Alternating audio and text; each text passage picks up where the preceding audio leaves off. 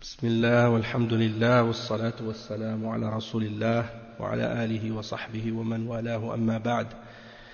On commence donc la troisième partie dans l'explication du livre Al-Mulakhas Al-Fiqhi, le chapitre de Kitab Al-Nikah, le chapitre au sujet du mariage.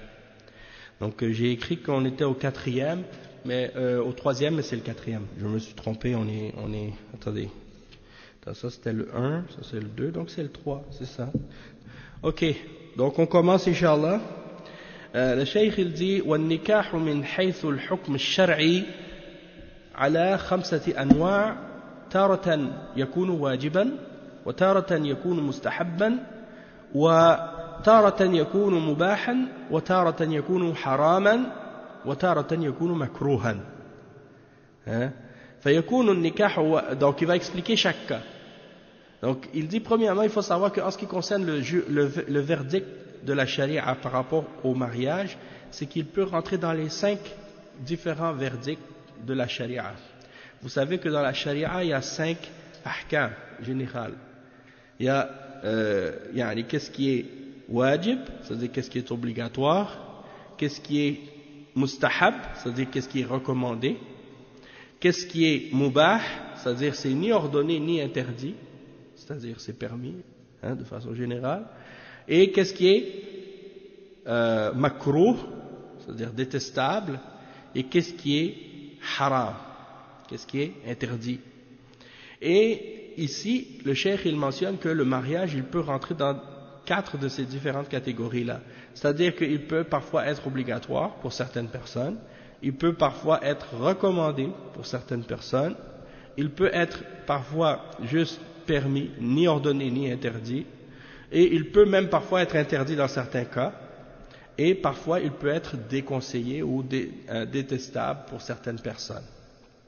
Donc on va lire qu'est-ce que le cheikh il explique et dans quel cas pour chaque catégorie, dans quel cas c'est obligatoire ou détestable ou interdit ou recommandé selon le cas de la personne. Donc il dit فيكون النكاح واجبا على من يخاف على نفسه الزنا إذا تركه لأنه طريق لإعفاف نفسه من الحرام.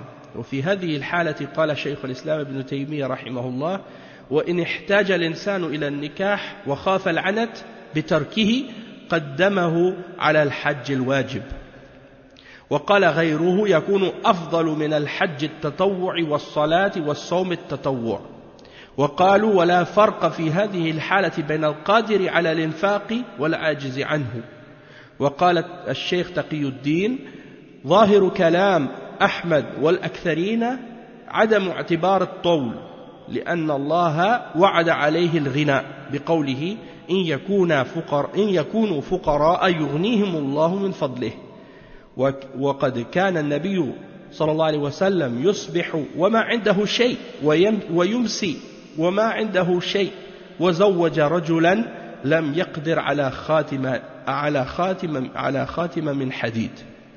Donc le cheikh il explique que le mariage peut être obligatoire. Et dans quel cas est-ce que ça devient obligatoire le mariage pour une personne?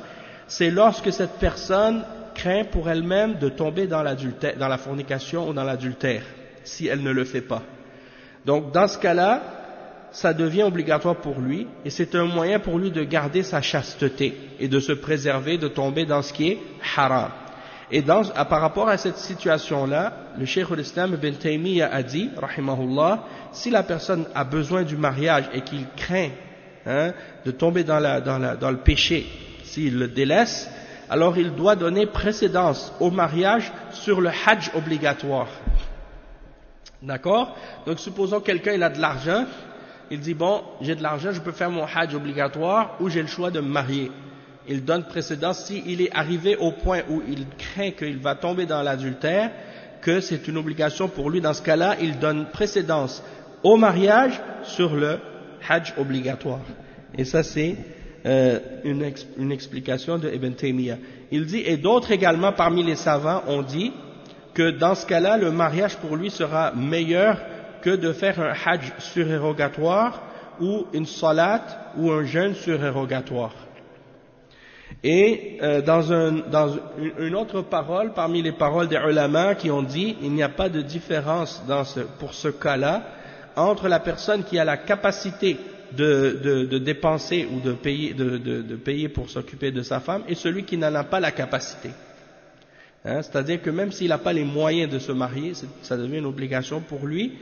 Et il dit que Ibn Taymiyyah, Cheikh Taqiyuddin Ibn Taymiyyah, il dit que ça c'est la parole, le sens apparent de la parole de l'imam Ahmad et de la plupart des savants, qu'ils ne prennent pas en considération la capacité économique ou financière dans ce cas-là, parce que Allah a garanti, il a promis à celui qui est pauvre, qui veut se marier pour se garder chaste, qu'il allait l'enrichir. Qu'il allait l'enrichir. Dans le verset 32, dans Surat An-Nur, il dit « In yakunu fuqara yughnihimullahu min fadlihi » S'ils sont pauvres, Allah va les enrichir de sa grâce. Et donc, parfois, le prophète sallallahu alayhi wa sallam, il se réveillait le matin, il n'avait rien. Il n'avait rien à manger, ni pour lui, ni pour ses femmes. Et parfois, il se couchait le soir, il n'avait rien à manger non plus. Et malgré tout, il était marié et il s'occupait de sa famille selon sa capacité. Et le cheikh, il dit également que un homme a été marié par le prophète sallallahu alayhi wa sallam à une femme et il n'avait même pas un anneau de fer à donner comme mahr pour la femme. Donc il l'a mariée, puis le mahr pour cette femme c'était qu'il allait lui apprendre Qul huwa Allahu ahad.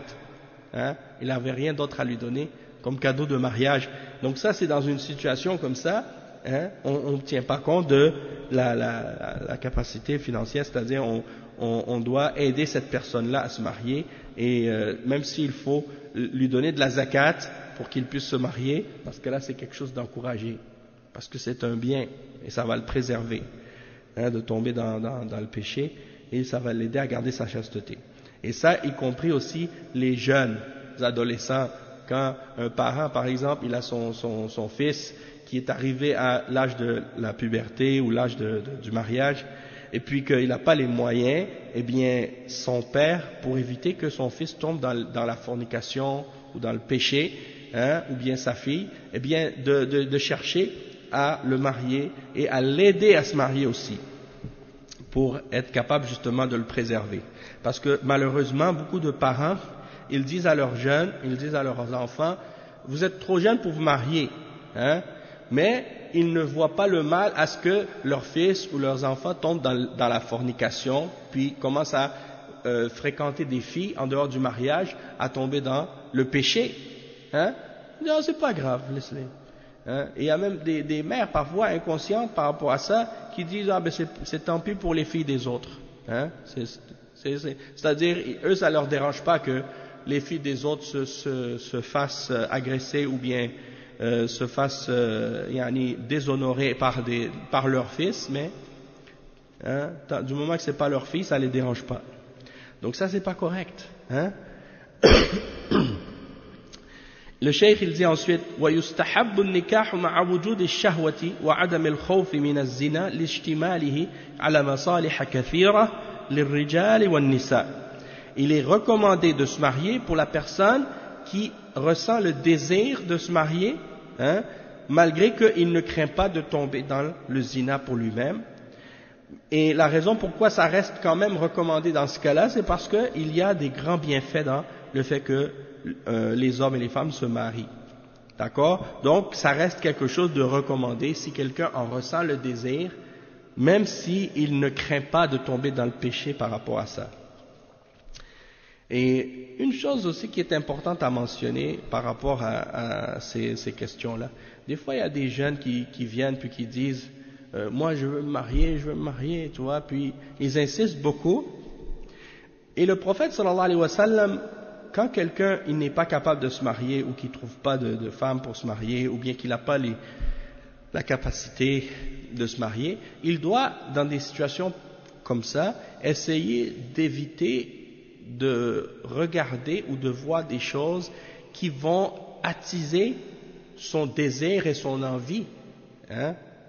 Donc si par exemple la personne a dit j'ai pas les moyens de me marier, je peux pas me marier. Puis en même temps, elle attise ses désirs en regardant des choses illicites, hein, et en regardant des images, que ce soit des images sur Internet ou en regardant des femmes dehors, des femmes qui sont pas voilées, puis après ça augmente ses désirs, puis après il dit faut que je me marie, j'arrive plus à me retenir.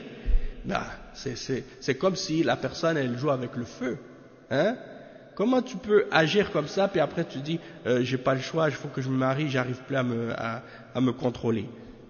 Cesse de regarder ces choses-là, retiens-toi de ce qui est haram, préserve tes yeux, baisse ton regard, ça va être plus facile pour toi, hein, de résister à tes désirs et à tes pulsions, hein, puisque le genre de personne qui agit comme ça, c'est vraiment quelqu'un qui disons, encourage en lui-même le désir et la fitna, hein, la fitna des femmes. Le cheikh il dit ensuite, par rapport au cas de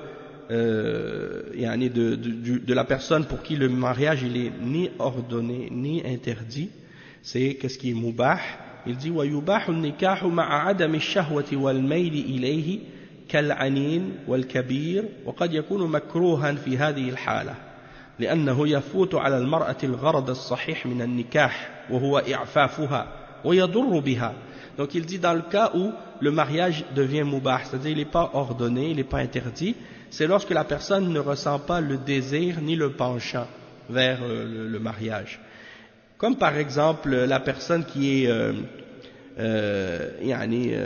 âgée, ou bien la personne qui est pas attirée par les femmes. Dans ce cas-là, ça peut être détestable même pour cette personne de se marier parce que ça fait en sorte que la femme elle va pas obtenir de son mariage le but, le vrai but pour lequel on se marie, c'est-à-dire de pouvoir préserver notre chasteté en assouvissant nos désirs et nos envies. Donc la femme, elle va rester avec cet homme qui la néglige et qui la délaisse sur le plan de ses besoins et sur le plan de ses désirs sexuels.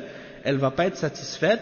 Et lui, étant donné qu'il n'a pas de désir ou de tentation ou de penchant vers elle, il va la négliger, il va la laisser. Peut-être qu'à cause de ça, elle va être poussée à tomber dans le péché. Hein? Donc, ça peut être détestable pour ce genre de personnes, même dans certains cas, de se marier, comme le cheikh il l'explique ici. Tu parles de dhihar. Non, je ne pense pas que ça a rapport avec ce genre d'exemple-là.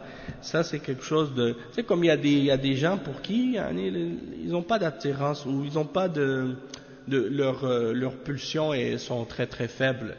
Donc, ils n'ont pas une grande libido, hein, comme on dit aujourd'hui.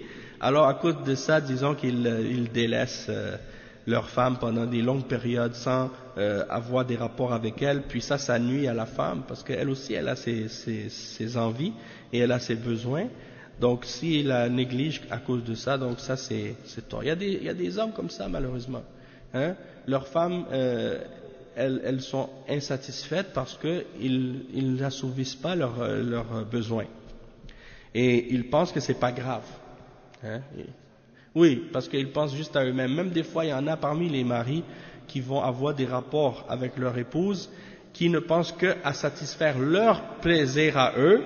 Une fois qu'ils ont atteint leur plaisir dans leur rapport avec leur femme, la femme, elle n'a même pas encore arrivé à son but, puis il la laisse, hein, en plein milieu, comme on dit, sans avoir satisfait son désir. Donc les ulama de l'islam, ils ont dit non, si un homme il a des rapports sexuels avec sa femme et que lui il a atteint son objectif, il a atteint son but, eh bien il doit continuer jusqu'à ce que sa femme aussi ait atteint son but pour qu'elle aussi soit satisfaite. Et on sait qu'il y a une sadaqa dans ça, pour la femme et pour l'homme, hein? Donc l'homme il ne doit pas être égoïste à penser juste à son propre plaisir, hein, et d'atteindre son but, puis après il laisse sa femme insatisfaite. Ça c'est pas correct, d'accord? Ensuite, le cheikh il dit ويحرم النكاح على المسلم إذا كان في دار حرب حربيين دار كفار حربيين لأن فيه تعريضا لذريته للخطر واستيلاء الكفار عليهم ولأنه لا يأمن على زوجته منهم. Le cheikh il mentionne un cas ici, dans le cas où un musulman est dans un pays de kufr où les kuffars sont en guerre contre les musulmans. Il dit que dans ce cas-là, c'est interdit de se marier à cause du danger qu'il risque de faire subir à ses enfants, du danger que les kuffars les enlèvent ou prennent ses enfants, et aussi du fait qu'il n'aura pas de sécurité par rapport à sa femme vis-à-vis d'eux. Donc ça c'est dans des cas de guerre, ça c'est un exemple que le cheikh a cité ici. Ensuite il dit ويسن نكاح المرأة الدينة ذات العفاف والأصل الطيب لحديث أبي هريرة رضي الله عنه أن النبي صلى الله عليه وسلم قال تنكح المرأة لأربع لمالها ولحسابها ولجمالها ولدينها فاظفر بذات الدين تربت يداك. متفق عليه.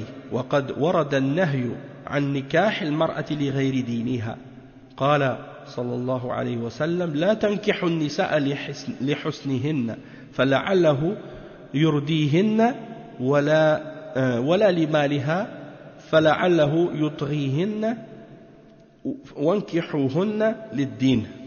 Le cheikh il dit il est recommandé de marier la femme qui est religieuse, qui est chaste, qui a une bonne origine, dans le sens qui est une bonne origine, c'est-à-dire d'une bonne famille, une femme d'une bonne famille. Comme c'est rapporté selon Abi Hurayra radiyallahu anhu que le prophète sallallahu alayhi wa sallam a dit qu'on épouse la femme pour 4 raisons. Pour son argent, pour ses biens, pour son argent, pour sa lignée, son statut social ou bien sa noblesse, pour sa beauté et pour sa religion. Et il a dit accroche-toi à celle qui a la religion, sinon malheur à toi. Et ce hadith-là, les ulama ils l'ont expliqué en disant que si tu vas demander une femme en mariage, demande en premier à propos de sa beauté, demande à propos de sa richesse, demande à propos de sa noblesse en premier. Puis après ça, tu demandes en dernier à propos de sa religion. Comme ça, si par la suite on te dit, tu dis est-ce qu'elle a de l'argent, on te dit non. Si tu la refuses, ce ne sera pas à cause de sa religion. Mais si tu demandes à propos de sa religion en premier, puis qu'on te dit oui, elle est une bonne croyante, une bonne religieuse, puis qu'après que tu la vois, ou bien que tu saches qu'elle n'a pas d'argent, tu la refuses par la suite, là ce sera comme si tu l'as refusée malgré qu'elle avait une bonne religion. Donc c'est comme si tu as mis l'argent ou les autres choses comme une raison secondaire. La religion tu l'as mis en dernier. Donc tu ne demandes pas à propos de la religion en premier, parce que si tu refuses la femme par la suite malgré qu'elle a la religion, ça va être comme si tu l'avais rejetée en premier à cause de sa religion, alors que tu savais qu'elle était une bonne croyante, une bonne pratiquante. Donc ça fait partie des exemples. Et il n'y a rien de mal à ce que quelqu'un épouse une femme qui est belle, ou qui est riche, ou qui est noble, mais de prendre en considération en premier, ou donner plus d'importance à sa religion. Et l'autre hadith que le cheikh a mentionné, qui est rapporté par Ibn Majah, selon Abdullah ibn Amr, il dit que le prophète sallallahu alayhi wa sallam a dit n'épousez pas les femmes juste pour leur beauté. Peut-être que ça va les parce que la beauté déjà en premier c'est pas quelque chose qui reste pour toujours. C'est-à-dire la femme elle peut être très très belle, mais tôt ou tard elle se fane, comme on dit. Ni à cause de sa religion, ni à cause de son argent, parce que si tu l'épouses pour son argent, peut-être que ça va la rendre arrogante et elle va transgresser contre toi, mais épousez-les pour leur religion. Parce que si la femme elle est pieuse et qu'elle est croyante, eh bien, ça va faire en sorte qu'elle va avoir un bon comportement envers son mari et qu'elle va bien le traiter. Même si elle est riche, elle va être modeste. Même si elle est belle, elle va pas être fière. Hein. Elle va savoir comment se comporter et respecter son mari. Il dit وقد حث النبي صلى الله عليه وسلم على اختيار البكر فقال لجابر رضي الله عنه فهلا بكرا تلاعبها وتلاعبك متفق عليه لما في زواج البكر من الألفة التامة حيث لم يسبق لها التزوج بمن قد يكون قلبها متعلقا به فلا تكون حاجتها للزوج الأخير تامة. Le cheikh il explique aussi que parmi les choses que le prophète sallallahu alayhi wa sallam a encouragé, c'est d'épouser une fille vierge. Pourquoi? Bon, premièrement, il mentionne le hadith de Jabir radiyallahu anhu. Puis Jabir, c'est un parmi les Ansar, parmi les musulmans de Médine, et son père était mort dans une des batailles, je pense que c'est la bataille de Uhud, si je ne me trompe pas. Et il avait beaucoup de sœurs. Hein? Donc étant donné que son père était mort, il est resté lui à s'occuper de ses sœurs. Et donc quand il a cherché à se marier, il a cherché à se marier avec une femme. Le prophète sallallahu alayhi wa sallam l'a vu, il a dit hein, j'ai appris que tu t'es marié. Il a dit oui. Il a dit est-ce que tu as marié une femme vierge hein, ou une femme qui est mariée, qui a déjà été mariée avant, ou qui est veuve ou divorcée. Parce qu'il a dit je t'encourage d'épouser la fille vierge hein, parce que tu peux t'amuser avec elle et elle s'amuse avec toi. Et le compagnon Jabir il a répondu en disant que non, parce que moi j'ai beaucoup de sœurs, donc j'ai trouvé que si je mariais une fille comme à la même âge que mes sœurs ou bien qui est comme mes sœurs, elle va pas savoir bien s'occuper d'elle. Tandis que si j'épouse une femme qui est divorcée ou bien une femme qui a déjà été mariée dans le passé et qui a de l'expérience, eh bien elle va en même temps être comme une mère pour elle. Elle va être capable de s'occuper d'elle bien. Alors, c'est pour dire que le prophète sallallahu alayhi wa sallam, il a encouragé hein, de marier la fille vierge parce que c'est quelque chose qui encourage qu'il y ait plus d'affection et plus de connexion entre les deux, le mari et la femme, puisque elle n'aura pas eu d'expérience précédente ou des souvenirs d'un mari précédent à qui elle pourrait être encore attachée. Hein, donc son attachement à son mari il est complet. Tandis que si c'est une femme qui a déjà été mariée auparavant, eh bien à cause des souvenirs de son mari précédent, si c'était un bon mari, hein, eh bien elle aura toujours un attachement envers lui. Hein? Et un exemple aussi de ça, c'est par contre le cas où la femme elle avait un mari avant mais qui l'a traité mal ou qui avait été un mauvais mari pour elle et que toi tu agis avec elle avec un bon comportement, eh bien ça peut être aussi une bonne chose d'un certain cas parce qu'elle va voir une bonne image, elle va même peut-être disons voir qu'il y a du bien quand même, elle va oublier les mauvaises expériences qu'elle a connues ou bien ça va la faire apprécier le mariage plus.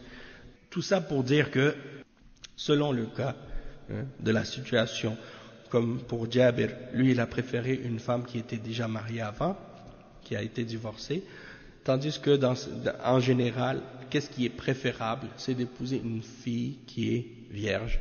Comme ça, c'est à toi de lui montrer un bon comportement, un bon exemple pour que justement cette femme-là, elle prenne de toi, elle gagne de toi, puis que tu sois pour elle un bon compagnon dans ta vie. Hein? Donc ça c'est intéressant. Puis tu peux t'amuser avec elle parce qu'elle est plus jeune, tandis qu'une femme plus âgée c'est un petit peu différent. Est-ce que ça existe? Je ne sais pas. Je ne sais pas si ça existe, mais je pense que ça c'est plus chez les chrétiens.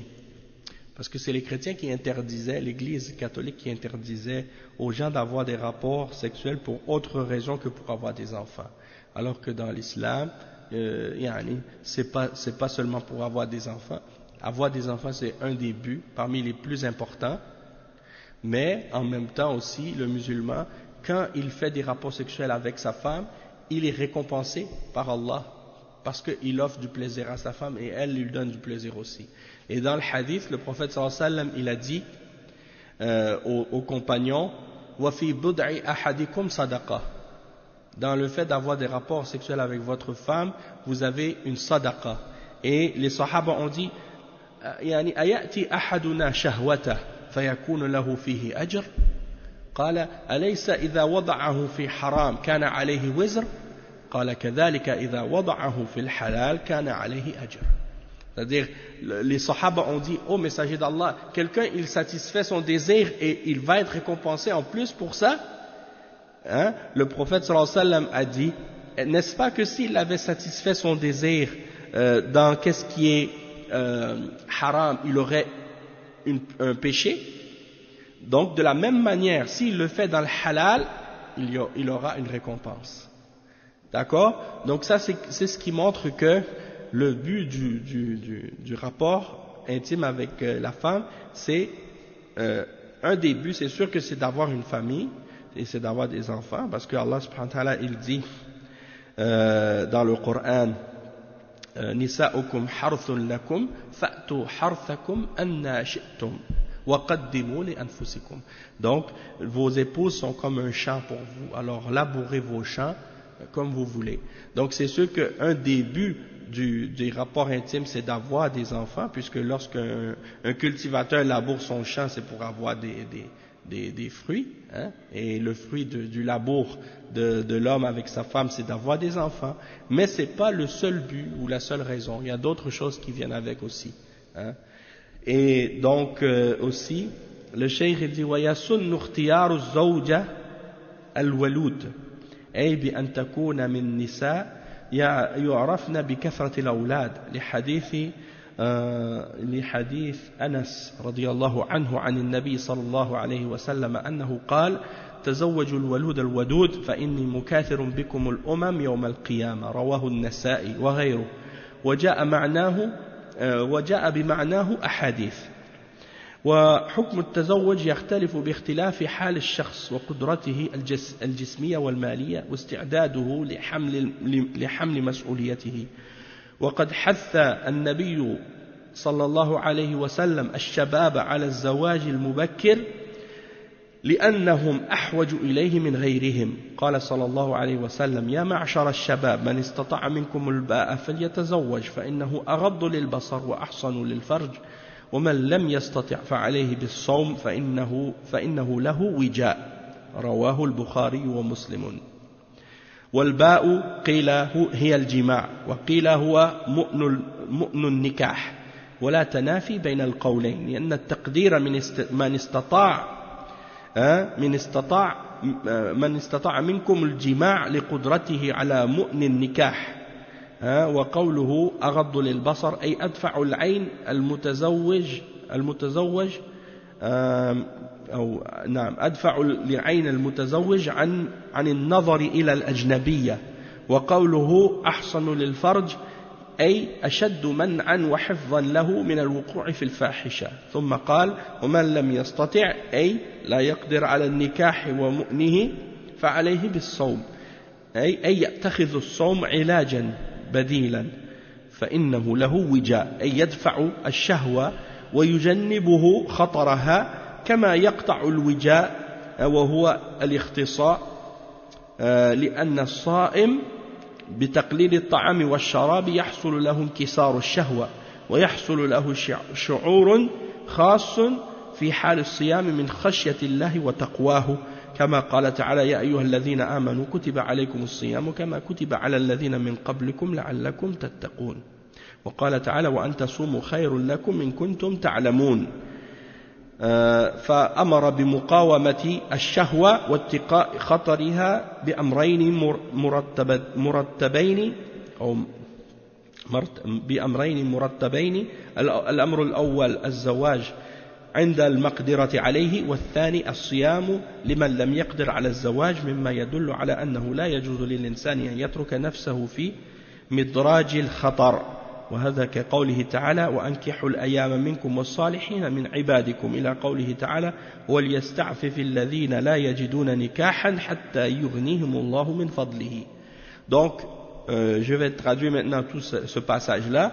Le cheikh il explique que le mariage peut être, le verdict ou le jugement du mariage peut être différent selon l'état de la personne et sa capacité physique et économique à pouvoir se marier, et disons le fait qu'il soit prêt à supporter les responsabilités qui sont reliées au mariage, parce que beaucoup de jeunes ils veulent se marier mais parfois ils ne sont pas prêts à prendre les responsabilités qui viennent avec le mariage, et c'est pour cette raison-là que beaucoup de jeunes parfois ils se marient puis ils finissent par se divorcer rapidement, parce que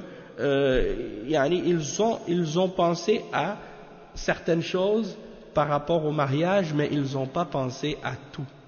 Ils n'ont pas regardé par exemple toute la responsabilité qui vient avec le mariage, et la responsabilité qui vient avec le mariage elle est lourde, hein? Il ne faut pas penser que le mariage c'est que du plaisir, hein? Dans le mariage il y a effectivement des lourdes responsabilités que le mari doit prendre en considération, de prendre soin de sa femme, de s'occuper d'elle économiquement, de ramener ce qu'elle a de besoin, et lorsqu'il va avoir des enfants, il doit prendre soin aussi d'eux, et donc tout ça c'est des responsabilités et des charges sur le dos de l'homme et du père. Donc il ne faut pas penser au mariage comme si c'était une partie de plaisir. C'est pour ça que les koufars ils aiment des relations hors mariage, parce que en général il n'y a pas de responsabilités qui sont attachées à ces relations-là, hein? Ils ne veulent que la fête et le plaisir, d'accord? Et aussitôt qu'ils tombent enceintes ou la fille tombe enceinte, ils courent pour aller se faire divorcer, pour se faire avorter, pardon. Pourquoi? Parce que ça gâche le plaisir, ça gâche la fête, hein? Parce qu'ils ont dit on a eu un enfant, c'est un accident, il faut l'éliminer cet accident-là, donc ils vont aller pour l'avorter. Nasallallahu al-afiyya. Donc tout ça c'est à cause du manque de sérieux et du manque de conscience de la responsabilité qui vient avec le fait de se marier. Puis justement le musulman quand il se marie il s'engage à prendre ses responsabilités envers sa femme, et pas juste à prendre la femme pour avoir une satisfaction de ses désirs sexuels, puis après ça il se sauve en courant. Donc le cheikh il dit وَقَدْ حَثَّ النَّبِيُّ صلى الله عليه وسلم. Donc le prophète sallallahu alayhi wa sallam il a encouragé les jeunes à se marier d'un âge le plus tôt possible. Pourquoi? Parce qu'ils ont besoin encore plus de se marier que les autres, puisque c'est à l'âge de l'adolescence que les désirs sont les plus grands et sont les plus élevés. Donc à ce moment-là c'est encore plus nécessaire pour eux de pouvoir se marier, hein? Et le prophète sallallahu alayhi wa sallam disait aux jeunes: ô vous assemblée de jeunes, celui d'entre vous qui a la capacité alors qu'il se marie, car cela va l'aider à baisser son regard de ce qui est haram et à préserver ses parties intimes, hein? Et il dit: et celui qui n'est pas capable alors qu'il jeûne, car cela sera pour lui une protection, hein? Ce sera pour lui une protection. Et ça c'est rapporté par Al-Bukhari et Muslim et d'autres également. Et Al-Ba'a dans le hadith, c'est-à-dire la capacité, c'est soit la capacité sexuelle, dans le sens qu'il va avoir la capacité de faire les rapports avec sa femme, et deuxièmement la capacité économique de prendre les charges du mariage.